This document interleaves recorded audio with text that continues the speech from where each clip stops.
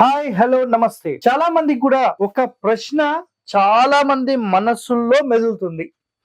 అలాంటి ఒక ప్రశ్నకు ఈరోజు వాస్తు పరంగా నేను సమాధానం అందిస్తున్నాను. సో ఇలాంటి వాస్తు రహస్యాలు మీరు తెలుసుకోవాలంటే మన ఛానల్ ని వెంటనే సబ్స్క్రైబ్ చేయండి, లైక్ చేయండి, 10 మందితో షేర్ చేయండి. సో ఈ రోజు టాపిక్ ఏంటంటే, చాలా మంది సార్ మేము ఒక ఇల్లు కట్టుకున్నాము, మా పక్కింటి వాళ్ళు మాకంటే హైట్ ఉంది, హైట్ కట్టుకుంటున్నారు, మరి అలా ఉండవచ్చా?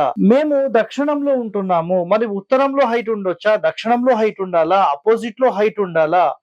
సో వీటికి సంబంధించిన ఆన్సర్ ఈ రోజు వరకు ఎక్కడ కవర్ చేయనటువంటి ఒక కాన్సెప్ట్ మీ అందరి కోసం నేను అందిస్తున్నాను. సో మీరు ఖచ్చితంగా ఈ పాయింట్ మీరు చూడండి, మీకు నచ్చితే 10 మందితో షేర్ చేయండి. ఓకే, సో చూడండి, పక్కింటి కంటే మన ఇల్లు ఎత్తు ఉండవచ్చా? మన ఇంటి కంటే పక్క ఇల్లు ఎత్తు ఉండవచ్చా? సో ఫర్ ఎగ్జాంపుల్, ఇది మీ ఇల్లు అనుకుందాం, ఇది ఒక తూర్పు ఫేసింగ్ అనుకుందాం. మీరు తీసుకునేటప్పుడు ఇక్కడ పక్కన ఖాళీ స్థలం ఉంది, ఇటు పక్కన ఖాళీ ఉంది అనుకుందాం ఊరికే. సో మీరు ఇల్లు కట్టేశారు. సో మీరు ఏం చేశారంటే రోడ్ నుంచి ఒక అడుగున్నరనో 2 అడుగులో పెట్టి హైట్ కట్టేశారు. Right, okay. ఈ పక్క వాళ్ళు వచ్చేసిన తర్వాత ఒక 5 సంవత్సరాల తర్వాత కట్టారు. రోడ్ కంటే వీళ్ళు ఏం చేశారంటే, మీరు వచ్చే కల్లా ఇక్కడ మొత్తం సిసి రోడ్ అయిపోయింది. ఓకేనా, కాంక్రీట్ రోడ్ అయిపోయింది.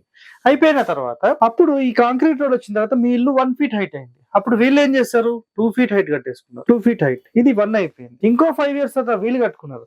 అప్పుడు ఇది 1 అయింది, ఇది 0 లెవెల్ అయింది, ఇది వీళ్ళు మళ్ళీ 2 కట్టేసుకున్నారు. అప్పుడు ఆటోమేటిక్ ఏమవుతుందంటే, ఈ అప్ అండ్ డౌన్స్ అనేవి కామన్ గా జరుగుతూ ఉంటాయి. అర్థమైందా మీకు పాయింట్? ఒకటే మాట మీరు గుర్తు పెట్టుకోండి, మీరు మీ ఇల్లు నష్టం జరగడానికి కారణము మీ వాస్తే. సార్ ఇక్కడ వాస్తు ఎందుకు వచ్చింది అనే ఒక ప్రశ్న వస్తుంది.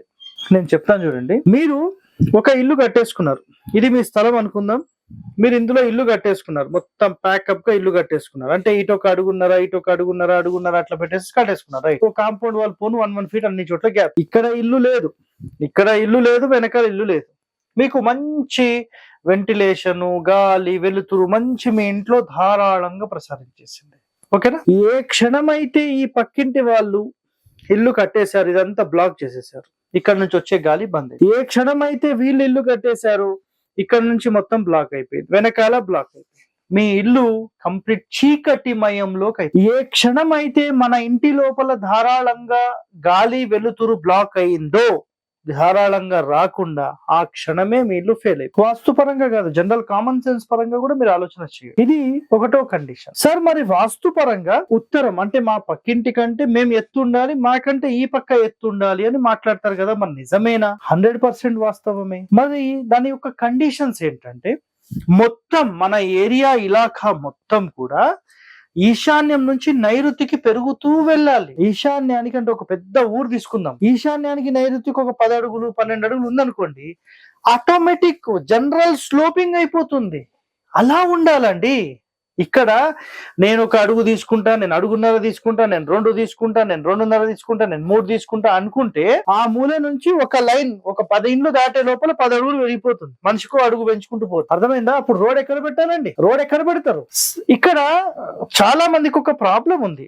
ఆ ప్రాబ్లం వల్లనే ఇట్లా చేస్తున్నారు, లేకపోతే వాళ్ళకేం అవసరం లేదండి చేయాల్సింది. ఆ ప్రాబ్లం ఏం తెలుసా సార్? మేము ఈ ఇల్లు కట్టుకున్న తర్వాత మాకేం జరిగిందంటే, అపోజిట్ లో అప్పుడు రోడ్ లేకుండే మేము ఒక 6 ఇంచులు వస్తుందేమో అనుకున్నాం, కానీ ఇది అడుగు వచ్చేసింది, మా ఇల్లు డౌన్ అయిపోయింది అని మాట్లాడతారు. సరే రైట్ అమ్మా, నేను ఒక మాట చెప్తా. ఏ క్షణం అయితే మీరు రోడ్ వేసారో, ఆ రోడ్ అనేది అదే లెవెల్ మెయింటైన్ చేయాలి. అర్థమైందా మీకు పాయింట్? అదే లెవెల్ మెయింటైన్ చేయాలి. ఒక 5 ఇయర్స్ 10 ఇయర్స్ ఒక కొత్త గవర్నమెంట్ వచ్చేసింది, రోడ్లు పాడైపోయినాయి, రోడ్లు మార్చాలి అన్న వెంటనే వాళ్ళు ఒక పని చేస్తారు. ఏం చేస్తారు తెలుసా అండి మీకు? ఇదే రోడ్ మొత్తం డ్యామేజ్ చేసి, ఈ రోడ్ అంతా తీసేసి, పాత రోడ్ అంతా తీసేసి మళ్ళీ కొత్త రోడ్ అదే లెవెల్లో వేయాలి. అలా వేసే వాళ్ళు లేరండి. ఏం జరుగుతుంది అంటే, వీళ్ళు ఇచ్చే డబ్బులకు కకృతి పడుతున్నారా, లేకపోతే రాజకీయ నాయకుల ఒత్తిడులక, రాజకీయ నాయకులకు లంచాలు ఇవ్వాలన్నా, మరి దేని గురించో ఈ రోడ్ అనేది తీయడం. దీని మీద మళ్ళీ ఇంకొక 1 ఇప్పుడు 2 ఫీట్ హైట్ చేసుకున్న వాళ్ళు లెవెల్ అయిపోయారు. నెక్స్ట్ 10 ఇయర్స్ తర్వాత ఏందండి పరిస్థితి?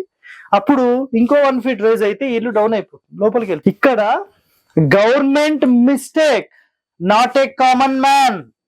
మీరు ఒక కాలనీ ఎస్టాబ్లిష్మెంట్ చేసి ఒక కాలనీని నిర్మించుకున్న తర్వాత మీరు చేయవలసిన మొట్టమొదటి డ్యూటీ ఏంటంటే మీ ఇంటి ఆల్ హౌసెస్ కి సంబంధించిన రోడ్ నుంచి మీరు ఏదైతే హైట్ తీసుకున్నారో ఒక అడుగున్నరనో మొత్తం ఇండ్లు ఒక హాఫ్ ఇంచ్ పెంచుకుంటూ వెళ్ళిపోండి, అంతే. దానికి మించి పెంచొద్దు. మీరు 6 ఇంచులు 1 ఫీట్ పెంచుకుంటూ పోతే ఒక 20 ఇండ్లకు దాటిపోతే ఏమైతే తెలుసా, 10 అడుగులు 20 అడుగులు రేజ్ అవుతుంది. ఎవరు చేస్తారండి అంతగనము? ఎవరు చేయరండి. కంప్లీట్ ఇల్లు అనేది డిస్టర్బెన్స్ అయిపోతుంది. మీరు విల్లా కమ్యూనిటీలోకి వెళ్ళండి, మొత్తం ఒక్కటే బ్యాలెన్స్ పెట్టేస్తారు. ఆలోచన చేయాలండి. ఇక్కడ ఒకటండి కండిషన్, పక్కిళ్ళు నా ఇండ్లు కంటే పెద్దది ఉండొచ్చండి, ఎలాంటి ఇబ్బంది లేదు. సో ఇటుపక్కది ఉండొచ్చండి. ఎప్పుడైనా గుర్తుపెట్టుకోండి, ఈ 2 ఇండ్లు కట్టిన తర్వాత మీరు కట్టారనుకోండి, మీకు ఎలాంటి దోషం లేదు. ఓకేనా? ఇదొక్కటి ఇంపార్టెంట్ పాయింట్. ఇందులోనే ఒక కొత్త కాన్సెప్ట్ చెప్తాను, ఈ రోజు వరకు ఎవరు చెప్పనిది.